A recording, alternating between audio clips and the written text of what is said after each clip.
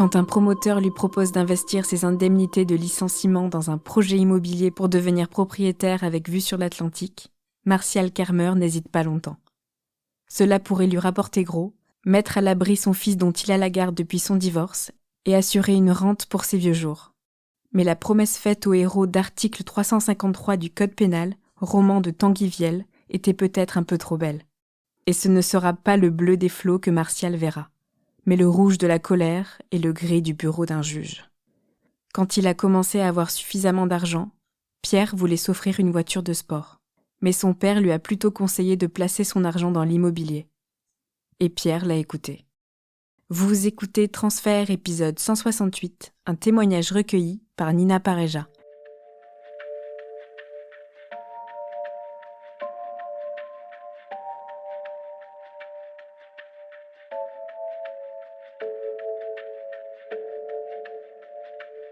En 2013. Je vis chez ma mère, je travaille, je gagne ma vie, mais j'ai des charges moins élevées que si je vivais seul, puisque je vis chez ma mère, même si je l'aide financièrement. Et donc au début, j'ai dans l'idée de m'acheter une voiture de sport. Et j'en parle à mon père qui est un peu dans le milieu automobile. Et il me convainc de plutôt acheter un appartement. C'est mieux pour mon avenir plutôt que de faire un emprunt, d'acheter une voiture de sport, de la casser et de rembourser une voiture cassée. Donc mon père me convainc d'acheter un appartement et je me mets à rechercher un appartement à acheter, mais à ce moment-là, j'ai pas envie de finir ma vie, en Île-de-France. J'ai pas envie de m'endetter dans un appartement où je vais vivre, donc je me retourne plus vers un investissement locatif, donc trouver un appartement pour le louer, à une personne. Et je vois une annonce et je trouve un appartement déjà loué, donc vendu moins cher. C'est en fait une entreprise qui avait un immense, lot d'immeubles et qui les vend individuellement.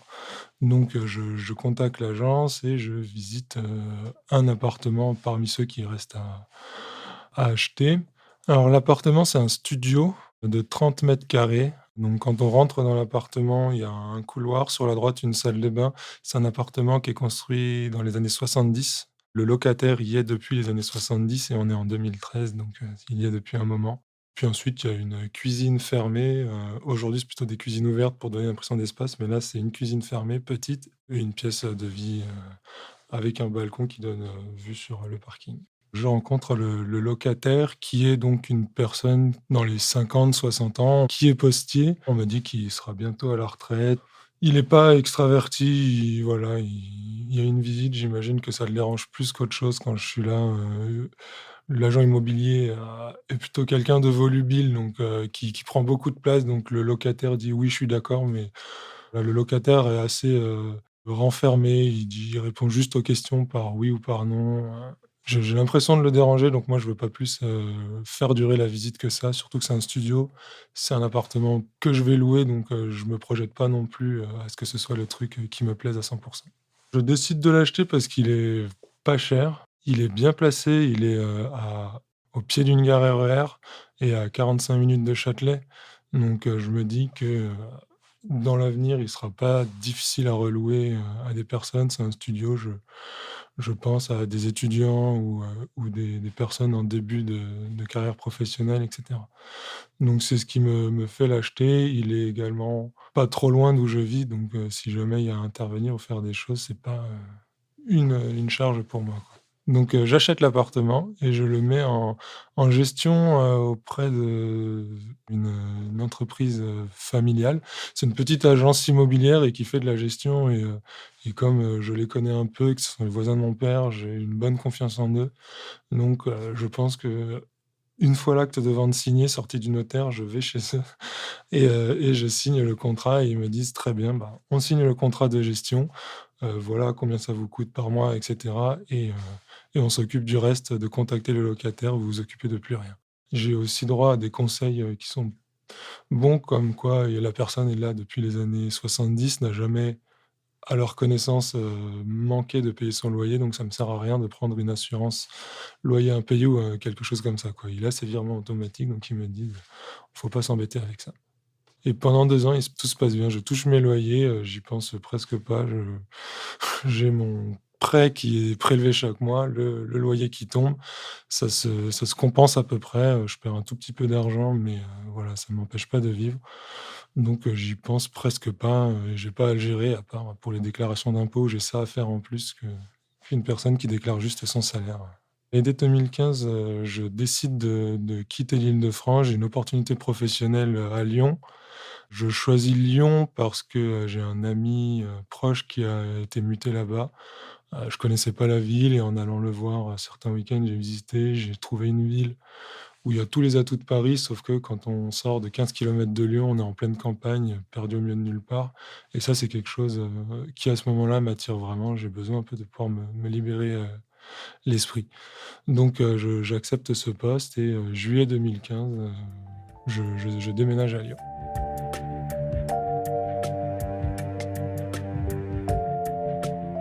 En novembre, donc je suis dans ma nouvelle entreprise, hop, je travaille, je reçois un appel d'un numéro inconnu, donc je réponds, je m'isole un peu.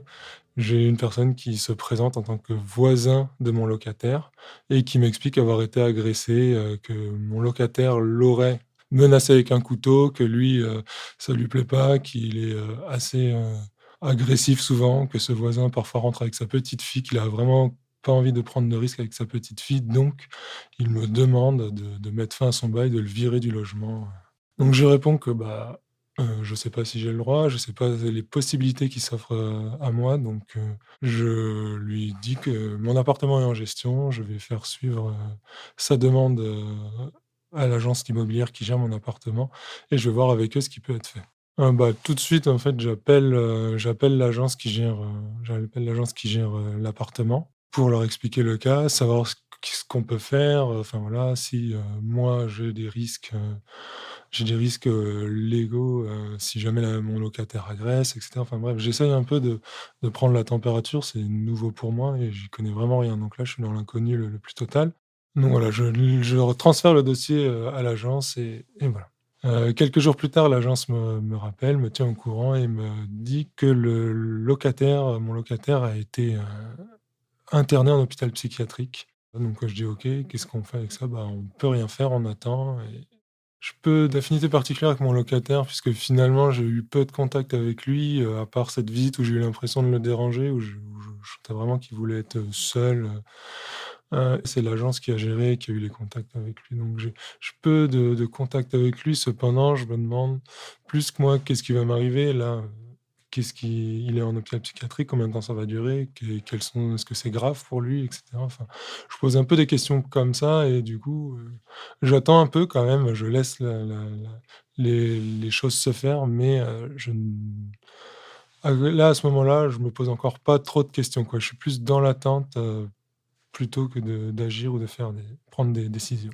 À ce moment-là, je touche mes loyers, donc je suis pas en difficulté, c'est des virements automatiques qu'il fait, donc voilà, chaque, 3 ou 4 du mois, je touche le loyer, les virements sont faits. Donc j'ai pas d'inquiétude particulière, je me dis: «On laisse, courir et on attend».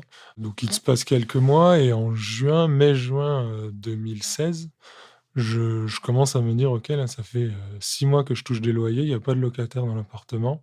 Peut-être si mon locataire va, passer la fin de ses jours en hôpital, psychiatrique, c'est peut-être pas mal de trouver une solution pour mettre fin au bail, que lui économise un loyer, chaque mois et que moi je puisse y loger une personne qui a besoin d'un logement, donc voilà, c'est dans cette idée-là que j'appelle l'agence pour leur expliquer ça, leur demander: «Est-ce que je peux, mettre fin à son bail?» Le fait qu'il soit en hôpital, donc il a des soins, donc j'imagine qu'on peut pas me mettre à la porte une personne qui est à l'hôpital et cetera, parce que si jamais il ressort, il a plus de logement et cetera, donc je pose ces questions à l'agence, si jamais on sait qu'il va y rester toute sa vie ou si, en sortant, il aura besoin d'assistance et il va devoir retourner près de sa famille, alors, ben, moi, j'aimerais bien récupérer l'appartement, faire quelques travaux et loger une personne, qui a besoin d'un logement. Parce que là, j'ai un logement vide et même si je touche, un loyer chaque mois, c'est pas non plus l'idée que j'ai de d'un investissement locatif. Donc fin juin, l'agence me rappelle et me dit que mon locataire va revenir, dans le logement. Ma question ne se pose plus, il revient dans le logement, il va sortir de l'hôpital psychiatrique, il a eu des soins, donc j'ai pas d'informations, à savoir quel jour il revient, ce qu'il fait et cetera, mais quelques semaines plus tard, j'ai, de nouveau, le même locataire, le même voisin qui m'appelle. Il me dit que mon locataire fait n'importe quoi, qu'il se met nu sur son balcon, qu'il, les asperge d'eau bénite, donc ils ont peur, qu'il recommence à être agressif. Lui s'inquiète toujours pour sa petite fille, ce qu'on peut comprendre. Il me dit qu'il faut vraiment faire quelque chose et que si moi je ne fais rien, lui et d'autres voisins vont faire ce qu'il faut auprès du syndic de copropriété.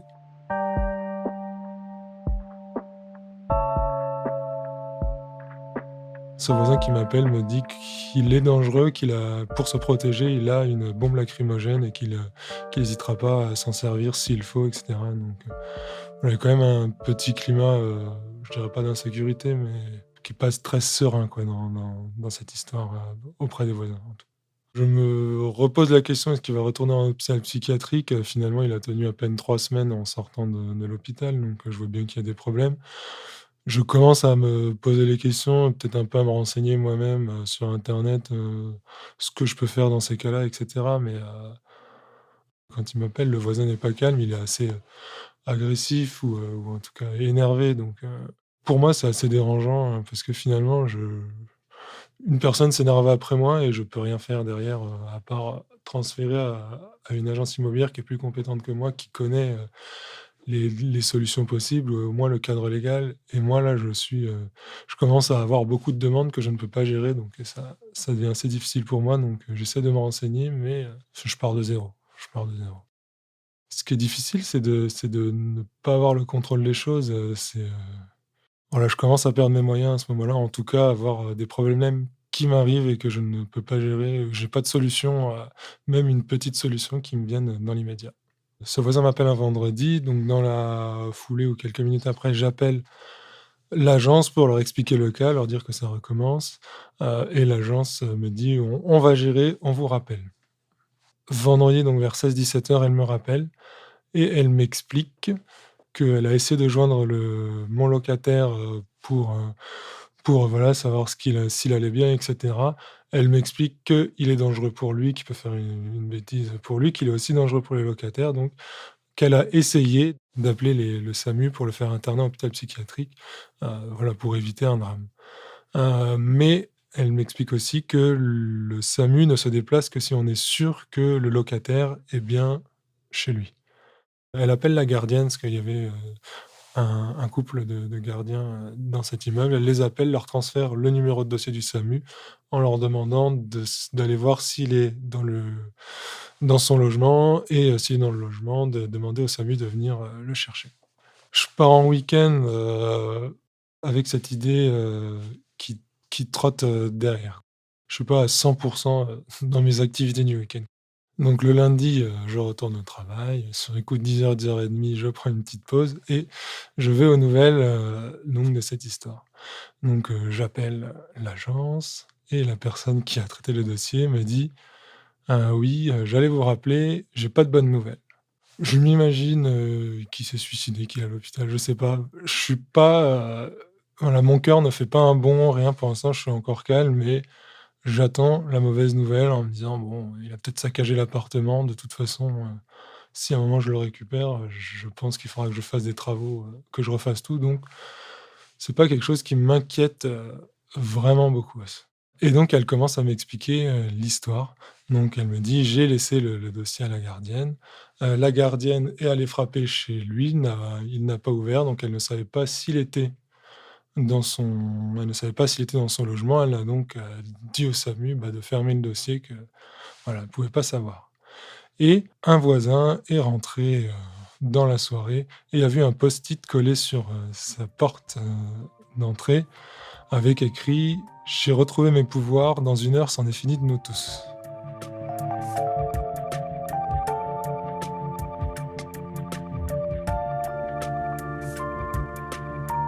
Ce voisin, connaissant les antécédents psychiatriques de mon locataire, s'imagine le pire et appelle la police. Donc la police nationale arrive, et essaye d'en rentrer en contact et de son balcon, il les menace avec une arme.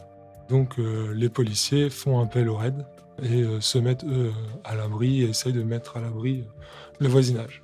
Et donc le RAID a essayé de discuter avec, mon locataire, pendant pas mal de temps et et on finit par, le neutraliser et il est décédé dans la nuit du vendredi au samedi. On est mi-septembre, je reçois un appel, du syndic qui me dit qu'il faut que je vide l'appartement, que là le balcon, il y a un bordel sans nom sur le balcon, que c'est pas joli pour le voisinage et cetera. Je leur explique que j'ai pas encore accès à l'appartement, que sa famille doit venir le vider et que logiquement, selon, ce que j'ai prévu, début octobre, je vais venir et vider l'appartement pour commencer des travaux. Parallèlement à ça, mon père va voir, l'état du balcon puisque lui, la première fois qu'il y allait fin août, c'était à peu près propre. En effet, le balcon, enfin, c'est un gros bordel et il rencontre un voisin qui lui dit, «Regardez, ce qu'ont fait les propriétaires. Ils sont venus, ils ont tout foutu, sur le balcon, ils rangent rien, ils laissent l'appartement à l'abandon». Donc mon père lui laisse finir son discours et lui explique gentiment que c'est lui le propriétaire. Plus exactement, c'est moi, son fils et propriétaire, que j'habite pas dans la région et qu'on n'a pas encore accès à l'appartement et qu'on attend de récupérer les clés pour aller vider, l'appartement et entreprendre les travaux. Mon père, y retourne, en trouve la porte pour voir l'état de l'appartement, prend quelques photos mais ne rentre pas, dans l'appartement, il m'explique un peu que l'appartement ressemble un peu, à ce qu'on voit dans l'émission, C'est du propre. Voilà, on peut pas mettre un pied par terre, on peut pas circuler dans l'appartement, on peut même pas y marcher, quoi. Voilà ce qu'il m'explique. Mon père commence à un peu aller dans l'appartement et commencer à le vider. Il y va avec ma belle-mère. Bon, à part qu'on peut pas circuler, on voit aucune trace de sang apparente. Le plafond est extrêmement sale, mais quelque chose a été jeté au plafond. Il est précisé dans l'article du Parisien qu'il a jeté un cocktail Molotov sur, le raid, donc on s'imagine que c'est peut-être des résidus de son, cocktail Molotov.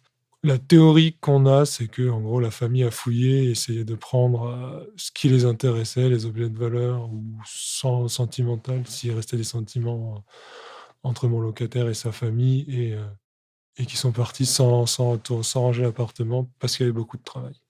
Faut s'imaginer, 40 ans d'une vie, entassés dans 30 carrés, donc il y a ça fait beaucoup de choses, beaucoup de cassettes vidéo, 5 à 6 sacs de courses, de vinyles. Donc voilà, il y a pareil peut-être autant de cassettes, vidéo, des cassettes VHS, il y a quelques CD, il y a des livres, enfin vraiment voilà, 40 ans d'une vie entassée où il a jamais fait le tri. À ce moment-là, avec mon père, on met 3 jours et demi à vider l'appartement sans le trier. C'est-à-dire que, du balcon, on remplit un sac de chantier de je sais pas combien de litres, on fait un système de poulies. En bas, on met la remorque et on descend, on remplit, on vide dans la remorque.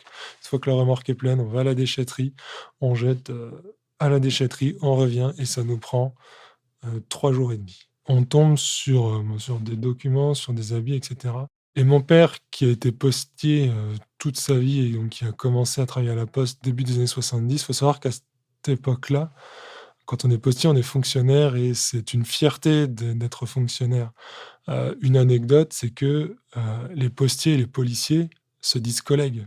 Donc voilà, c'est ça la poste de mon père et finalement, il tombe sur des documents de la poste, on tombe sur ce bulletin de salaire, on sait qu'il a travaillé dans les trains TGV de la poste qui emmènent le courrier, de Paris à Marseille ou autre. On sait qu'il a travaillé là-dedans et mon père, en fait, a un petit peu, quelques émotions parce que finalement, là, il perd un collègue, enfin, voilà, il se rend compte qu'il a perdu un collègue et même s'il l'a jamais connu, lui, il est toujours un peu dans: «J'ai perdu quelqu'un de la famille Laposte»,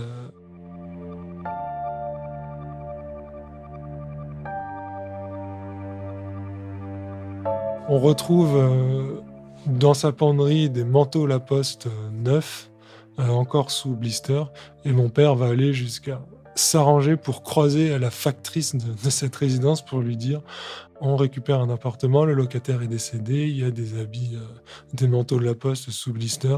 Est-ce que vous voulez, les récupérer pour les redonner à un postier?» ou quelque chose comme ça. Donc, il va jusqu'à essayer enfin, s'arranger pour croiser la factrice, attendre que la factrice arrive. Elle arrive et aller à sa rencontre pour essayer et elle lui dit: «Non, en fait, on s'en fout quoi, jetez-les», C'est un peu, voilà, une petite séquence émotionnelle, où mon père, voilà, a quand même perdu presque quelqu'un de proche à ce moment-là. en triant un peu, des fois ses documents, sans vouloir rentrer dans sa vie, hein, mais juste en lisant un peu des cartes postales ou en regardant des photos. On apprend un peu à le connaître, donc on voit des photos de lui plus jeune et donc on le voit en photo avec des voisins qu'on voit plus jeunes, qu'on croise. On commence à faire connaissance également avec les habitants de la résidence. On voit, qu'il a passé des Noëls avec des voisins, donc on s'imagine que c'est des voisins qui tous les 2 n'avaient pas de famille proche ou autre avec qui passer Noël et qu'à ce moment-là, ils pouvaient quand même, passer, un moment chaleureux, dans ces périodes de fête. Donc on voit un peu des traits de sa vie et puis on discute, aussi avec des voisins qui étaient là aussi, qui l'ont connu et qui nous racontent que c'était un homme, serviable et cetera. Finalement, tous ces voisins qui étaient là quand il était, plus jeune, qui l'ont connu plus jeune et durant toute sa vie, ont connu une personne, sympathique et cetera et c'est peut-être seulement les locataires qui sont arrivés récemment qui ont connu la personne un peu isolée, de moins bonne humeur, voilà, en faisant un peu le fil de son histoire, on se rend compte, que sa vie allait bien jusqu'à ce qu'il soit à la retraite et une fois qu'il était à la retraite, il avait plus de contacts sociaux, il s'est sûrement, enfermé, dans son monde, dans son petit studio, il buvait parce qu'on a retrouvé beaucoup de bouteilles vides et c'est ça qui l'a mené à sa perte, d'abord dans un hôpital psychiatrique et puis jusqu'à ce qu'on suppose nous un peu ce suicide, mais où la main armée, c'était la police, quoi. Ça change des choses d'apprendre en fait finalement que ça a été une personne sympa, avec qui on aurait pu s'entendre, que je l'ai pas connu finalement. Peut-être, on se dit peut-être qu'on aurait pu on refait l'histoire, on peut pas refaire l'histoire. Elle est passée.